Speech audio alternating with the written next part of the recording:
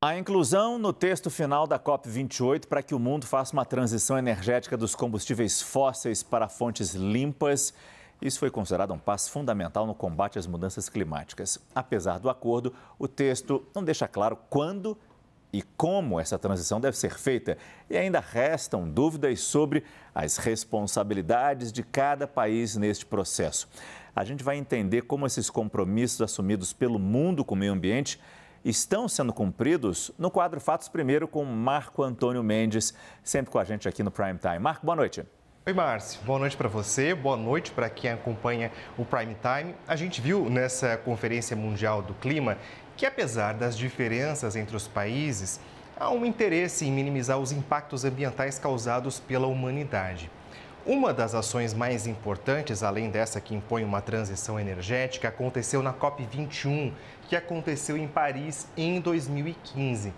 Na época, foi assinado um acordo para limitar até o final do século o aumento médio da temperatura do planeta em 1,5 graus.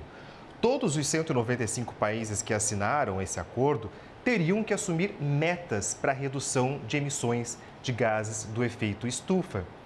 Projeções do painel de mudanças climáticas estimam que para limitar o aumento da temperatura da Terra é necessário reduzir em 45% as emissões globais até 2030 e chegar à neutralidade até 2050.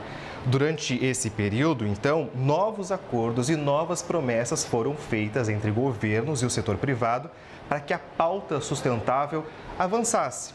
Mas o que a gente viu nesse ano de 2023, não foram boas notícias. E eu trago aqui alguns exemplos. Os Estados Unidos, por exemplo, avançaram num projeto de exploração de petróleo no Alasca, indo em direção oposta às próprias metas climáticas.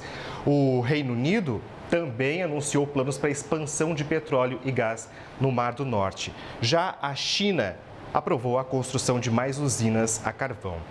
A preocupação é que os planos de sustentabilidade dos países desenvolvidos estão encontrando certa resistência e ligando o sinal de alerta. Para a gente ter uma noção, as emissões de gases do efeito estufa estão atingindo níveis recordes neste ano. A gente conversou com o Rodrigo Lima, que é diretor-geral de uma consultoria ambiental, e ele explica o caso da União Europeia, que não tem conseguido aprovar legislações ambientais mais duras. E a União Europeia queria aplicar o que se denomina de mirror clauses, as cláusulas espelho, que o que eles definissem de padrão aplicado lá teria que ser aplicado no mundo, e quem não fizesse isso não poderia vender para a União Europeia, o que é impensável por diversas razões.